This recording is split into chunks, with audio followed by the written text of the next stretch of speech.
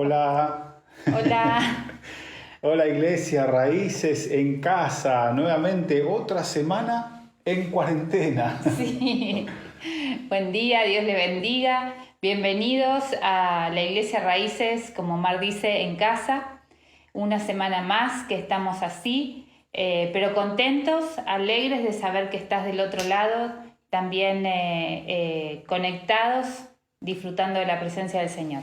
Sí, y estamos felices de saber que llegamos al domingo de Ramos, la entrada triunfal de Jesús a Jerusalén.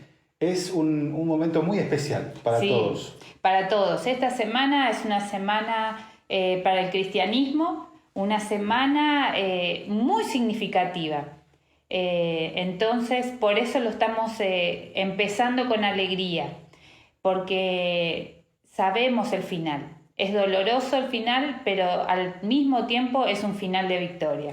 Totalmente. Y arrancamos con esta semana, Semana Santa, con actividades especiales. Bueno, hoy domingo, el domingo de Ramos, pero nos vamos a estar encontrando el jueves a las 7 de la tarde, el viernes también a las 7 de la tarde en Facebook, y después el domingo vamos a tener un culto de resurrección con Santa Cena. ¡Wow! ¡Qué bendición! ¡Qué Así bendición! que queremos después dar los detalles acerca de que tienes que, cuando vayas al súper, en tu salida de la semana, porque ahora ir al súper es la salida de la semana. Totalmente. Entonces, cuando vayas al súper, que puedas comprar jugo de uva y también pancito, y que lo puedas reservar, porque vamos a hacer un tiempo de celebración de la Santa Cena juntos, pero cada uno en sus casas. Eso va a ser el domingo, así que estamos contentos con eso. A ver, quisiéramos saber de dónde están, de qué ciudad están conectados, que puedan poner en los comentarios de qué ciudad se están conectando en este momento. Estaría muy bueno si pueden sacarse una selfie y enviarla, subirla como una historia en Instagram, mencionando a Iglesia Raíces PY, o enviarnos esa foto por medio de Facebook o al número de oficina de la Iglesia Raíces. Estaría re lindo porque queremos verlos a cada uno de ustedes. Es muy emocionante verles. Hemos hecho un videíto con las profes en la semana y verles la cara, escucharles, es algo que nos hace muy bien, porque les extrañamos a la iglesia, queremos volver a verles, abrazarles, pero sabemos que por ahora tenemos que esperar. Sí. Por eso estas fotos son una forma de unirnos. Sí, es importante que como iglesia también demos el ejemplo y tengamos buen testimonio en quedarnos en casa, salvo los que están exceptuados, por supuesto, quedarse en casa y con todas las medidas que ya estamos conociendo. También estamos contentos por la cantidad de donaciones que hemos recibido y es una bendición porque hay corazón generoso. Estamos con un objetivo de armar 250 kits de alimentos. Ya empezamos a repartir, vamos a continuar, así que queremos tener esa generosidad audaz en este tiempo. Gracias por abrir tu mano. El domingo pasado, después de nuestros encuentros en Facebook, tuvimos muchas llamadas y por eso estamos muy agradecidos por las personas que están donando. Seguí haciéndolo, tanto a la iglesia, pero a tus vecinos o personas que sabes a tu alrededor que necesitan ayuda. No cierres tu mano, sino sé dadivoso y el Señor te va a bendecir a vos. Qué bueno. Y Mari, sé que tenés un texto para compartir con todos nosotros antes de orar. Sí, y antes un aviso más, a las 10 de la mañana tendremos nuestro estreno de la semana para los chicos en Raíces Kids. Tenemos nuestro segundo capítulo. Qué lindo, me encanta. Impresionante. Sí, sabes, estuve en la semana pensando y hay un texto que viene a mi mente muy seguido y es en Filipenses 2, que habla y dice: nombre sobre todo nombre, es el nombre de mi Cristo. Y sabes, estas últimas semanas estamos escuchando muchas profecías, ¿sí? Profecía de enfermedad, profecía de recesión, profecía de que vamos a tener muchos enfermos, y esas son cosas que sí están pasando, que no las podemos negar, pero hay un nombre que va sobre esos nombres. ¿Cuál es el nombre que te está dando miedo? ¿Cuál es el nombre que te está frenando? ¿Cuál es el nombre que está generando en vos no caer de rodillas y orar delante del Señor? Quiero decirte que nombre sobre todo nombre es el nombre de mi Cristo.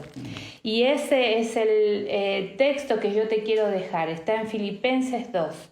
El nombre de mi Cristo, y que quiero que sea el tuyo también, va por encima de cualquier nombre que te esté frenando. Sea enfermedad, sea economía, sea familia, sea tristeza, sea miedo. Todos esos nombres, poné sobre ellos el nombre de Cristo.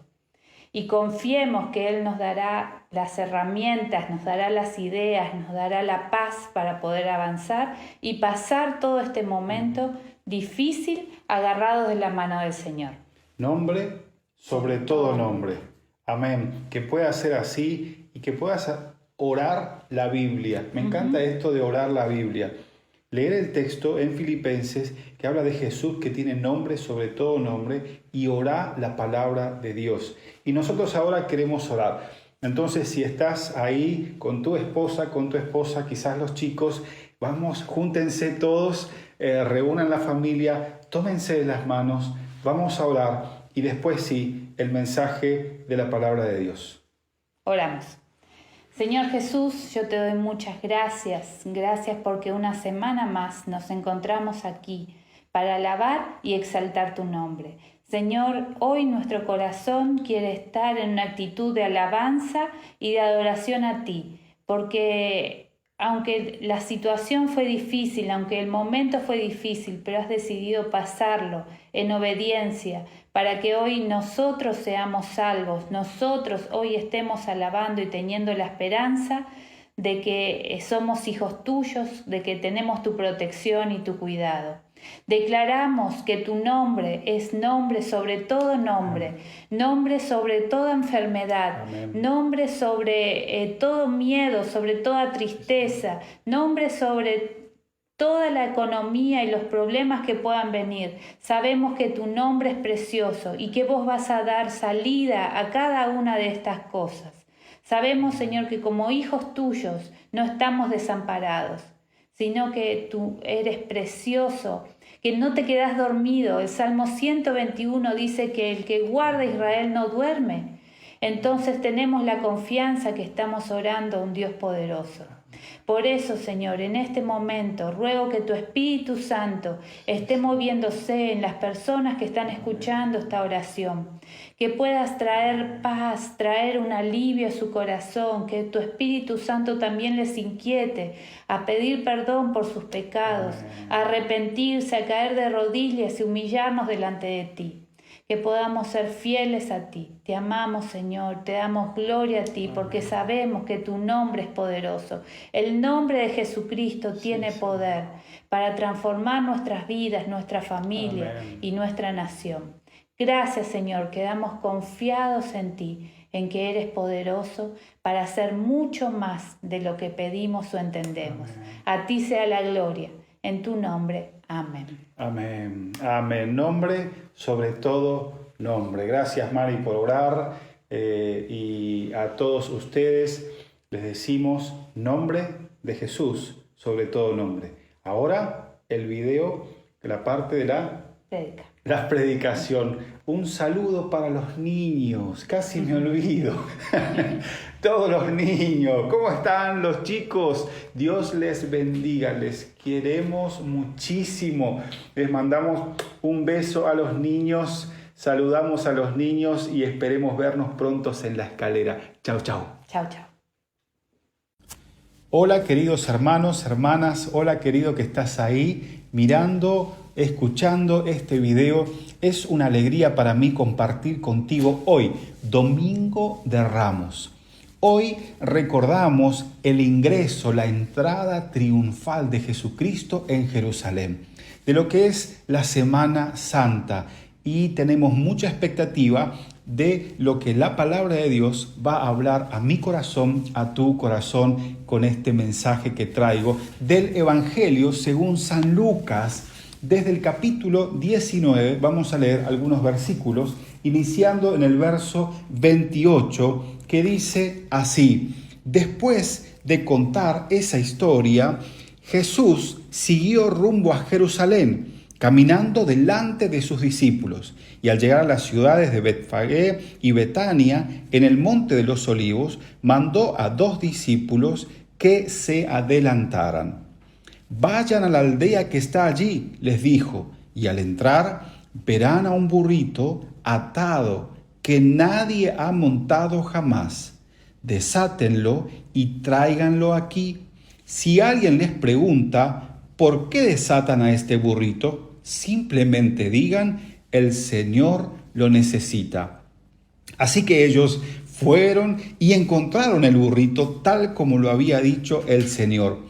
Y efectivamente, mientras lo desataban, los dueños le preguntaron, ¿por qué desatan el burrito? Y los discípulos simplemente contestaron, el Señor lo necesita. Entonces le llevaron el burrito a Jesús y pusieron sus prendas encima para que él las montara. Y a medida que Jesús avanzaba, la multitud tendía sus prendas sobre el camino delante de él. Y cuando llegó a donde comenzaba la bajada del monte de los Olivos, todos sus seguidores empezaron a gritar y a cantar mientras alababan a Dios por todos los milagros y maravillas que habían visto, y decían, Hosana al Rey que viene en el nombre del Señor, paz en el cielo y gloria en el cielo más alto. Algunos de los fariseos que estaban entre la multitud decían, Maestro, reprende a tus seguidores por decir cosas como esas.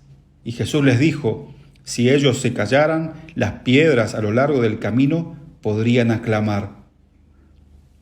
Hoy quiero compartirte esta historia que realmente va a bendecir nuestra vida. Y nos damos cuenta que en este relato de la entrada de Jesucristo en Jerusalén encontramos 3 grupos de personas.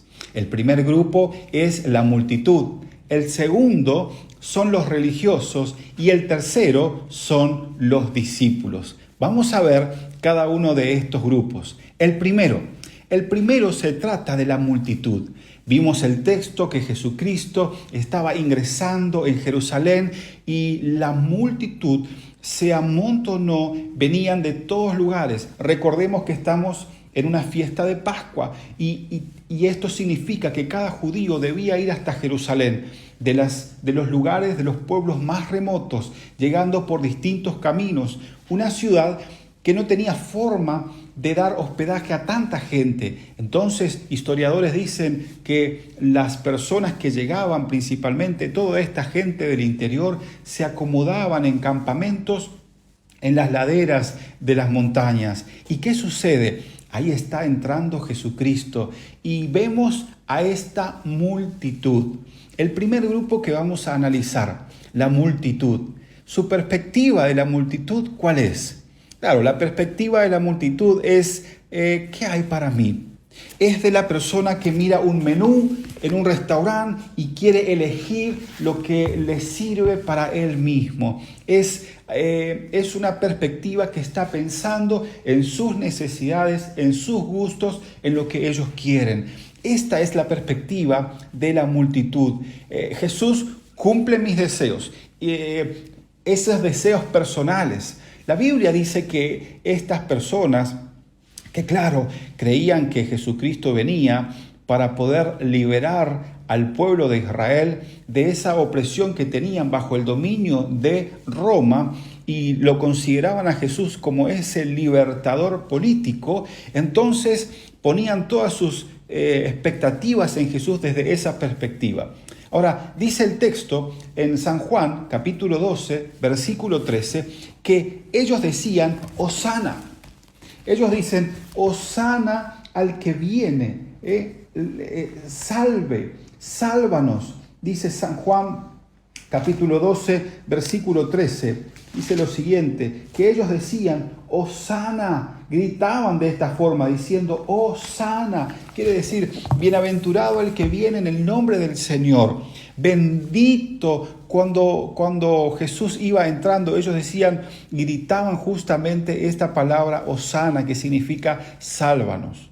Ahora, cuando ellos se dieron cuenta de que Jesús en realidad no iba a hacer lo que ellos querían, liberarlos del dominio de Roma, entonces esos mismos que en ese día gritaban Hosana, después empezaron a gritar crucifícale.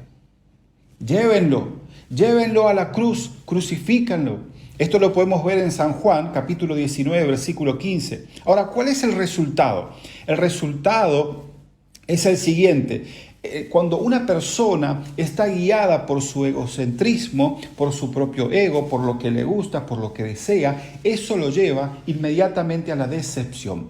¿Por qué? Porque cuando no puede lograr lo que desea, entonces se decepciona y al mismo que alabó, después quiere condenar y mandarlo a la cruz. Este era el primer grupo, el grupo de la multitud. Pero no era el único grupo. También tenemos a los líderes religiosos. Ellos conocían muy bien las Escrituras.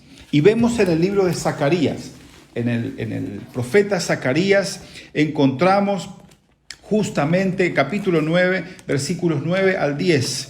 En ese texto encontramos que allí hay una profecía que dice, alégrate mucho, hija de Sión, da voces de júbilo, hija de Jerusalén, he aquí tu rey vendrá a ti, justo y salvador, humilde y cabalgando sobre un asno, sobre un polino, hijo de asna. Versículo 10.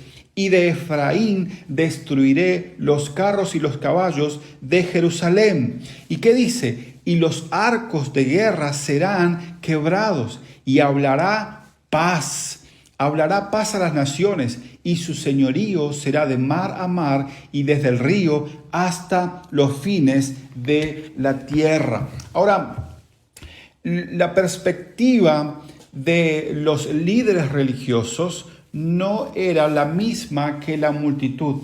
La perspectiva de la multitud era, soy egoísta y quiero tomar lo que me sirve a mí, y esto lo llevó a la decepción. Ahora, la perspectiva de los líderes religiosos era de control. Ellos querían seguir manteniendo determinado poder que estaban ejercitando. Recordemos que ellos tenían cierto control y poder y no querían perderlo, y aunque estaban bajo el dominio de Roma, ellos tenían ciertas libertades y querían seguir sosteniendo justamente esas libertades. Y veían que si Jesucristo entonces era ese libertador, ellos podrían perder ese poder. Los fariseos se decían unos a otros, hemos perdido. Mira, el mundo entero lo sigue. Esto lo tenemos en San Juan capítulo 12, versículo 19, que dice lo siguiente, pero los fariseos dijeron entre sí, ya veis que no conseguís nada. Mirad, el mundo se va tras él. Ellos se dieron cuenta que las multitudes lo seguían y ellos estaban perdiendo poder. Dijimos que el resultado del egoísmo es la decepción, lo que le pasó a la multitud. Ahora, el resultado de querer mantener el dominio, el poder, ciertas libertades, es un corazón no enseñable. Los líderes religiosos tenían cerrado el corazón justamente porque porque querían mantener sus permisos, sus libertades, su poder. Y esto les impidió poder ver en Jesús el libertador real. Ahora, el tercer grupo que quiero que analicemos y reflexionemos es el grupo de los discípulos. Los discípulos tenían una actitud de Jesús, no me gusta tanto este plan que estás teniendo. Así no, Señor, de esta forma no. Vemos en Mateo capítulo 16, versículos del 21 al 22. Vamos a leer. Dice lo siguiente: desde entonces comenzó Jesús a declarar a sus discípulos que le era necesario ir a Jerusalén y padecer mucho de los ancianos y de los principales sacerdotes y de los escribas, y ser muerto y resucitar al tercer día. Entonces Pedro, tomándolo aparte a Jesucristo, que comenzó a reconvenirle, diciendo: Señor, ten compasión de ti. En ninguna manera esto te acontezca. ¿Qué estaba pasando en este momento? Jesús le estaba revelando el plan que él tenía justamente de ir hacia la cruz, porque para eso él había venido. Pero los discípulos no querían perderlo como lo tenían hasta ese momento. Y entonces Pedro interviene tratando de frenar el resultado de esta falta de confianza en el plan de Dios. Produce ceguera. Cuando nosotros no podemos confiar plenamente en el plan que Dios tiene para nuestra vida, nos volvemos ciegos y no podemos entender, no podemos ver qué es lo que en realidad estaba sucediendo. Claro, ellos también estaban esperando de alguna manera un libertador de ese imperio romano que estamos diciendo. Ahora, ¿qué sucede cuando Jesús entra en tu vida o en una situación de tu vida? ¿Qué es lo que sucede con nosotros? Vamos a compartir 3 cosas que suceden cuando Jesucristo hace un ingreso. Estamos viendo que Jesucristo ingresando a Jerusalén y 3 grupos de personas, las multitudes, los líderes religiosos y los discípulos. Y ahora vamos a ver qué es lo que realmente pasa cuando Jesús logra entrar en nuestra vida. Lo primero que sucede es que Jesús crea una hermosa interrupción. Generalmente las interrupciones no son tan bienvenidas, pero cuando Jesús irrumpe en nuestra vida, genera cosas maravillosas en nosotros. Recordemos una historia bíblica. ¿Se acuerdan cuando Jesús interrumpió el trabajo de pesca que estaban realizando Pedro y Andrés ahí en el mar de Galilea? Ellos estaban trabajando, los muchachos tenían su vida, trabajaban, tenían su negocio de pesca, pero Jesús sabía que ellos anhelaban algo más profundo y trascendente para sus vidas. Interrumpe el trabajo que ellos hacen. ¿Y qué es lo que dice el texto bíblico? Esto lo podemos encontrar en el libro de Mateo. En Mateo 4, del 19 hasta el 20. ¿Y qué es lo que dice? Dice lo siguiente: Jesús les dijo: ven, sígueme y te mostraré cómo pescar para la gente. Te haré un pescador de hombres. Y dice el texto que inmediatamente dejaron sus redes y lo siguieron. Oh, hermosa interrupción que genera un cambio radical en la vida de ellos, convertidos en pescadores de hombres. Ahora, ¿cómo fue la hermosa interrupción que Dios hizo en tu vida? Te quitó de esa rutina, de patrones automáticos en los que vivías y que realmente algunos de ellos no eran sanos. Podrías hoy contar un testimonio de lo que Dios hizo, ese antes y después de haberte encontrado, de esa interrupción hermosa que genera Jesús en nuestra vida cuando Él ingresa como Rey. Lo hizo con estos que eran discípulos de Jesús. Los hace pescadores de hombres. Me encanta. ¿Qué sucede cuando Jesús entra en tu vida? Lo primero que dijimos es que genera una hermosa interrupción. Lo segundo que hace Jesús cuando entra en nuestra vida, esa entrada triunfal en nuestra vida, es que Jesús trae una nueva perspectiva. Nos pone unos lentes nuevos. La perspectiva es el marco referencial, es el marco a través del cual ves el mundo. Es el observador. La perspectiva es esa interpretación que le damos a las cosas que vivimos.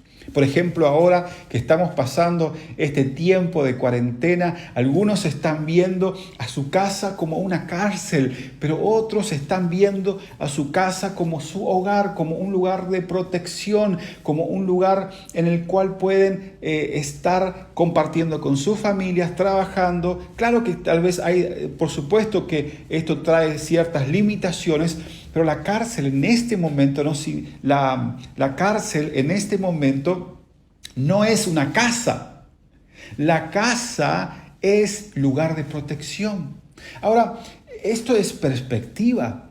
Nuestra perspectiva cristiana, ¿cómo interpretas esto? Lo que estamos viviendo hoy, desde una cosmovisión bíblica, sabiendo que Jesús sigue estando sentado en el trono, que inclusive las cosas que podemos decir que son malas, ayudan para bien a todos los que aman a Dios. Esa perspectiva que te da la seguridad de que el Señor está contigo. Esa perspectiva que tenemos aun cuando algún amigo, familiar, parte a la presencia de Dios. Para nosotros, esa perspectiva de la muerte es el paso de graduación para acercarnos a la presencia de Dios. Esto cambia completamente. La perspectiva se desarrolla así como nuestra relación con Jesús se profundiza. A medida que profundizamos nuestra relación personal con Jesús, nuestra cosmovisión bíblica, nuestra manera de entender la realidad sabiendo que Jesús es el Rey de Reyes, que Dios sigue reinando, que el diablo no está reinando en nuestra vida, que en nuestra vida hay un trono y ahí está Jesús sentado. Esa perspectiva que nos permite ver que somos pasajeros de esta tierra, que somos seres eternos, que Jesucristo ha prometido venir a buscarnos. Esta perspectiva nos da un marco referencial totalmente diferente. Ahora, ¿cómo generamos esta perspectiva? Leyendo la Biblia, compartiendo con amigos la palabra de Dios, teniendo esa actitud de obediencia de la palabra, teniendo comunión con los hermanos. Hay un texto que vamos a leer. Está en el Evangelio según San Juan, el capítulo 12, versículo 16. ¿Y qué dice este texto? Vamos a mirarlo. Dice lo siguiente este texto. Estas cosas, hablando de los discípulos que no habían comprendido lo que Dios tenía, el plan de Dios, pero después entendieron porque su perspectiva creció. Y dice lo siguiente, estas cosas, el hecho de que Jesús tenía que ir a la cruz, no las entendieron sus discípulos al principio, pero cuando Jesús fue glorificado, entonces se acordaron de que estas cosas estaban escritas acerca de Él y de que se las habían hecho. O sea, al principio sus discípulos no entendieron lo que sucedía. Solo después de que Jesús fue glorificado se dieron cuenta de que se había cumplido todo lo que estaba escrito. Esto es lo que pasa cuando tenemos una perspectiva bíblica de las cosas que suceden. ¿Qué sucede cuando Jesucristo entra triunfalmente en nuestra vida? Bueno, lo primero que dijimos es que ocurre una hermosa interrupción. Lo segundo es que Él trae una nueva perspectiva eterna, más amplia de vida, que nos posiciona en un lugar de identidad como hijos de Dios. Y lo tercero que sucede es que Él nos llena la boca de alabanzas. nos da el momento del Hosana. Hosana, ¿qué es Hosana? Bueno, Hosana es una súplica. Una súplica por salvación. Las palabras, o la palabra Hosana compuesta por dos palabras, justamente lo podemos ver en el Salmo 118, el versículo 25, que dice lo siguiente: Oh Señor, sálvanos ahora, te ruego. Esas palabras hebreas, ¿no? Que son liberar y salvar o rogar, ¿no? Entonces es un ruego de salvación. Eso significa Hosana. Se combinan estas dos palabras, salvación o liberación y ruego, clamor. Esto traducido es Hosana. Hosana. Este es el momento que Dios nos da cuando Él entra en nuestra vida, genera en nosotros, nos llena la boca del Hosana. Hosana literalmente significa te suplico que me salves, o por favor libéranos. Libéranos de ese alivio. Necesitamos alivio porque el peso del pecado es grande en nuestra vida. Necesitamos alivio porque las consecuencias del pecado son dañinas en nuestra vida. Necesitamos alivio porque no hay paz que podamos encontrar en esta tierra. Necesitamos un alivio, y ahí es cuando entra Jesús triunfalmente y nos genera un momento, una vida de Hosana. ¿Qué dice Mateo 26, versículo 38? Dice lo siguiente: Él les dijo, mi alma está aplastada por el dolor hasta el punto de la muerte. Quédate aquí y vigila conmigo, oren conmigo, velen conmigo. Entonces Jesús les dijo que su alma estaba triste hasta la muerte, y les dijo, velen, por favor. Momentos antes de que Jesús se vaya a la cruz, Él estaba ahí orando, y el pecado realmente, Él se estaba dando cuenta que el peso del pecado de alguna forma estaría aplastando su vida. Y esto lo vamos a ver después cuando Jesús está en la cruz. ¿Y qué hacemos entonces? La clave es rendirnos. La clave es rendirnos ante la presencia, ante el Rey que está ingresando en nuestra vida y que produce una hermosa interrupción, que genera un cambio de perspectiva en nuestra vida y que pone en nuestra boca un cántico nuevo, un cántico de Hosana. La clave es rendirnos. ¿Saben? El libro de Mateo, en el capítulo 26, desde el verso 29 dice que Él se adelantó. 26:39 dice que Él se adelantó un poco más y se inclinó su rostro en tierra mientras oraba. ¿Se acuerdan este momento en el Monte de los Olivos? Jesús, antes de ir a la cruz, Jesús se adelanta, Jesús se inclina, Jesús está orando y Él le dice, Padre mío, si es posible, que pase de mí esta copa de sufrimiento. Sin embargo, quiero que se haga tu voluntad y no mi voluntad. Quiero que se haga tu voluntad y no mi voluntad. Esto es lo que sucede en nuestra vida. Esto es lo que sucede en nuestra vida cuando realmente estamos rendidos ante la presencia de Dios, rendidos ante esa entrada triunfal de Jesucristo en nuestra vida. Esto es lo que pasa cuando nosotros podemos rendirnos ante la presencia de Dios. Y tengo aquí algo para hacerlo gráfico de lo que puede suceder. Miren, a veces tenemos nuestra vida y le decimos, Señor, acá tengo mi vida en mis manos y Señor, quiero entregarte esta parte. Que puedas arreglar esta parte de mi vida. Esta parte me la quedo yo. Esta parte yo voy a intentar hacer los arreglos. Señor, toma esta parte. Pero sabes, el Señor exige a sus discípulos entrega absoluta. Y si le das todo al Señor, Él puede hacer todo en tu vida. Pero si le das algo al Señor, Él solamente hace algo en tu vida. En cambio, si le das todo al Señor, el Señor comienza a trabajar en tu vida y empieza a hacer algo maravilloso.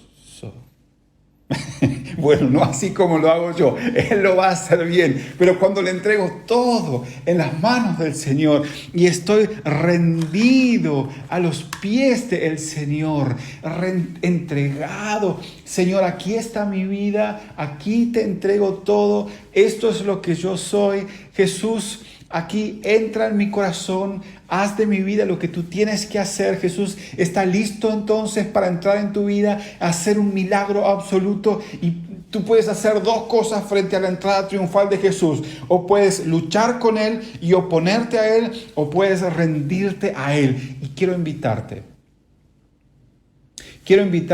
que puedas hacer la oración del que se rinde frente a Jesús. Vimos en este mensaje 3 grupos de personas. Por un lado, las multitudes que de forma egoísta querían algo para ellos, pero después se decepcionan. Vimos a los discípulos que no lograban confiar en que el plan de Dios era bueno y que tenía que ser de esa manera. Y vimos también a los líderes religiosos que querían tener ciertas libertades, que no estaban dispuestos a ser guiados por Dios, y que de esa forma se cerró su entendimiento y se volvieron ciegos. Pero también encontramos en la palabra de Dios que cuando esa entrada de Jesús es recibida con rendición, entonces el Señor hace una interrupción milagrosa en tu vida, cambia tu perspectiva de vida. Aún las cosas que son malas, entiendes que Dios las acomoda para bien y pone Dios en tu boca un hosana, un Dios sálvame. Llena tu boca de alabanza al Señor. Vamos a hacer esta oración. Te quiero invitar. Si tú no has entregado tu vida a Cristo todavía, quiero decirte, lo estás rechazando. Y esta es la oportunidad para rendirte y decirle, Señor, sálvame o sana. Vamos a orar. Y en el lugar donde estás, quiero pedirte que puedas hacer esta oración y decirle, Señor Jesús, perdona mis pecados. Te reconozco como mi único, como suficiente Salvador. Sálvame. Te necesito. Vamos a orar todos. Me rindo a ti, Señor. Perdona mis pecados. Toma mi vida. Estoy disponible para lo que tú quieras que yo pueda hacer. Entra en mi vida, Señor, como Rey. Entra en mi vida como Rey. Y reina con tu poder. Entra en mi vida como Rey. En el nombre de Jesús. Amén.